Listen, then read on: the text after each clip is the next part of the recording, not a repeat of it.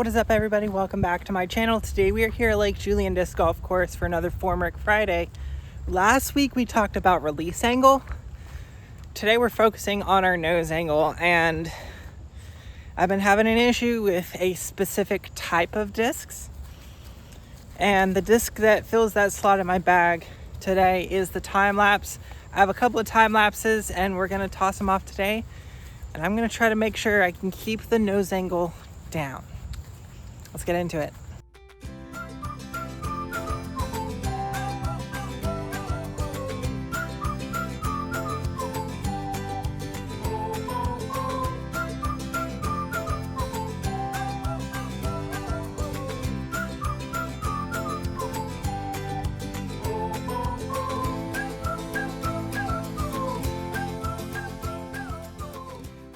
So the issue I'm having isn't specifically with the time lapse, it's just wider rims in general, but the disc that is a wider rim in my bag is a time lapse.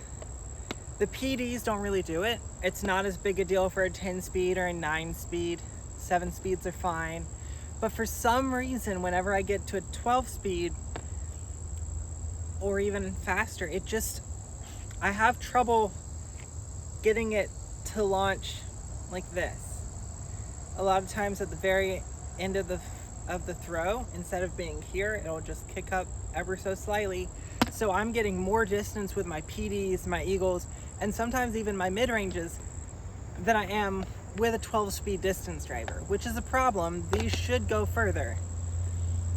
So I'm gonna focus on trying to throw these as flat as possible and trying to keep the nose angle down. It's a little bit breezy out today. It's really gonna show us what's going right and what's going wrong. Let's go ahead and rip them.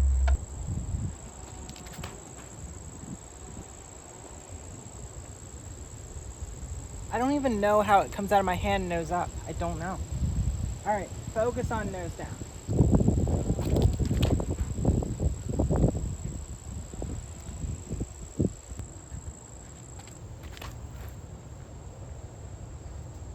That was better. Almost black ace.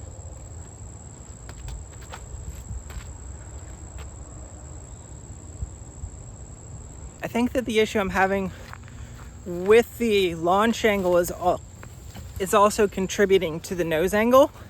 If I'm having issues getting the disc, if I'm having issues getting the disc up into the air, then my body's going to kind of counteract that by putting the nose angle up so I don't just throw it directly into the ground, which kind of at some point is going to become an issue. So if I can get all these to come out on an upward angle, maybe I'll be able to get the nose angle to stay further down, theoretically speaking. I'm gonna pick these up. I'm gonna throw, I don't know, 3, 4, maybe 5 different tee shots. I wanna rep this out, but I don't want to get too tired. I want to go in slow-mo and just try to figure out exactly what's going on, and hopefully we can figure it out. Now, do I understand that the basket is to the right and I'm throwing a backhand hyzer shot? Yes, absolutely. This isn't supposed to be try to ace challenge. This is a work on your form challenge, and there's not too many holes on this course where you can actually throw a distance driver hard and not go too far. The elevation on this hole is really what helps it. So 4 more drives off of this tee pad. Let's see if we can keep the nose down, but the angle of release up.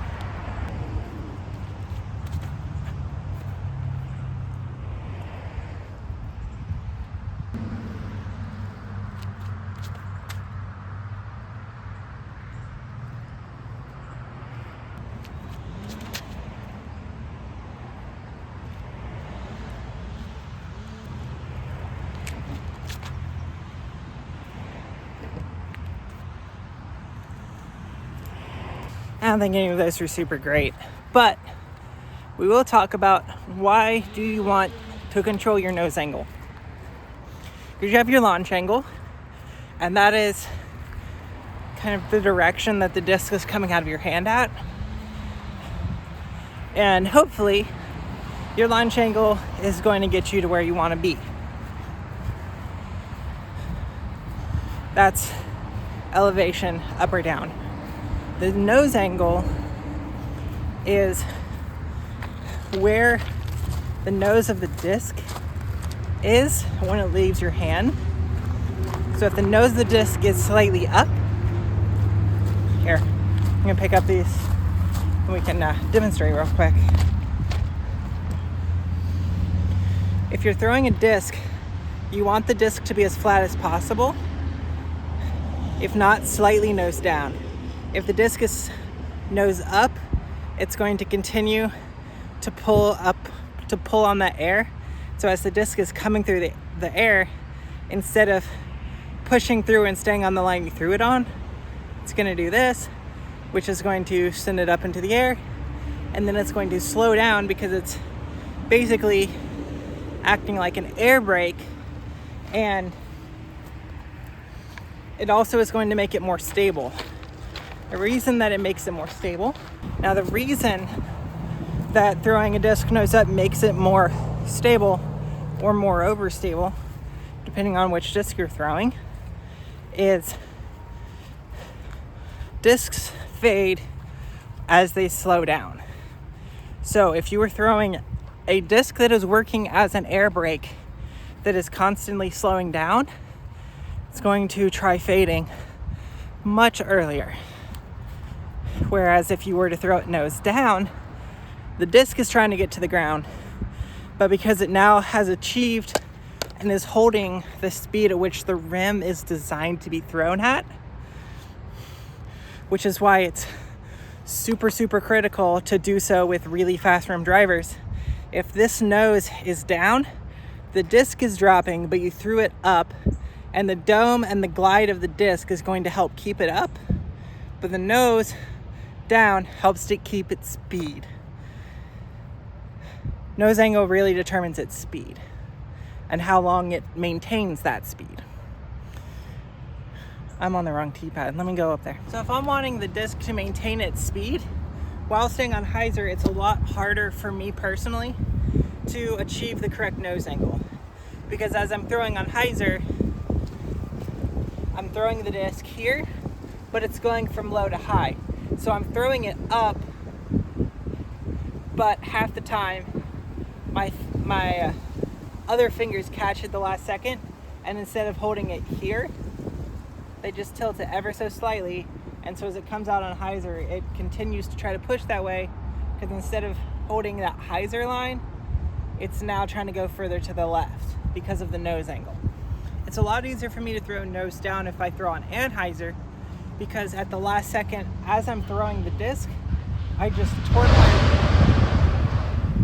wow. At the last second, as I'm releasing the anhyzer throw, I am turning my wrist down, which is going to put the nose of the disc as it's coming out of my hand down, and also turning here. I don't do this. I'm doing this. My wrist stays down below the disc, and so that's helping to keep the nose of the disc down. The problem is, if you want it to throw a distance shot with a turnover drive, you have to have a very overstable disc, and those don't tend to go as far as understable discs. So I know that these are overstable. I don't throw them that much anymore because I have the fission time lapse, which is going to go further because it's glidier and a little bit less stable, so I can put it on some hyzer and get it to push. I just have trouble controlling the nose angle. So work on controlling the nose angle, make sure that the disc comes out like this and not like that. I know it's just a minor change, but a minor change with a 12-speed rim makes a huge difference.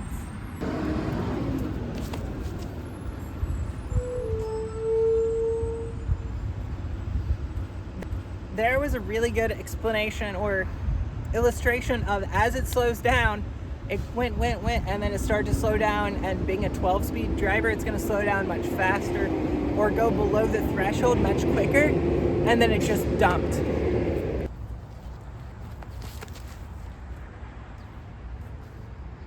Back foot slipped on that one, and I kind of turned it over straight into the ground. And when you're trying to throw hyzers on nose down angle and then you accidentally grip lock it into an anhyzer, it's gonna go straight to the ground. Launch angle, and I need nose down so that it can keep its speed. Let's see what we can get.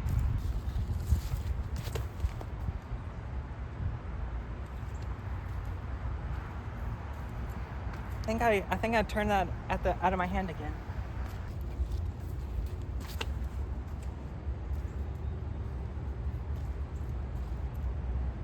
That felt more like it. Did you see how little of the disc you saw as it was flying through the air? The more of the disc you see, the more either nose up or nose down it is. But if it's staying in the air, it's probably not super nose down. It's gonna be super nose up. So the more of the disc you see, the more the wind can affect it. The flatter it is, the more level it is, and the more direct it is, the less wind is going to be able to play on it, and the more it's just going to be exactly what you wanted that disc to do. All right, I think this is gonna be my last hole because trying to throw max distance rips with distance drivers is pretty tiring and it'll wear your arm out. So I'm gonna rip all 4 of these off of here. Biggest thing to note is we have a pretty decent amount of wind. We have some tailwind, so the discs are going to act more stable. If I can keep them nose down, I'm gonna have much more of a chance of getting it a good distance push. The problem is with this hole, I have trouble with these time lapses unless I turn them. If I don't turn them, I get almost no distance. I can go straight hyzer with a PD and almost reach the Mando sign, but with these I have to flex them to get there. So that's almost entirely due to the nose angle. Gonna work really, really hard. Just the babiest of hyzers, rip them out there, keep the nose down, and punch them.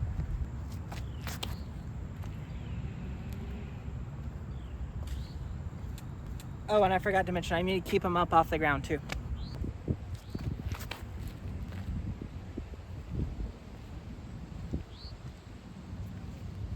That was so nose up. Did you see how far up the nose was?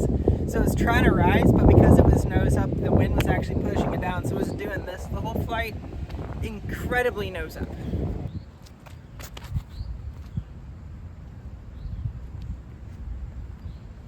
It's a little better.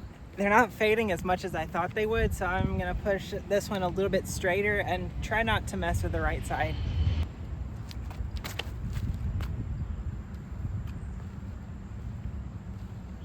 I finally got it mostly flat, and then it takes off left. Oh boy. I don't know if we can draw any conclusions from this other than the fact that I need to really work on my nose angle control. Hopefully, if you see anything that's helpful, you know, maybe something here might help you. I'm gonna definitely look very closely into this footage and try to slow-mo it and see exactly what's going on.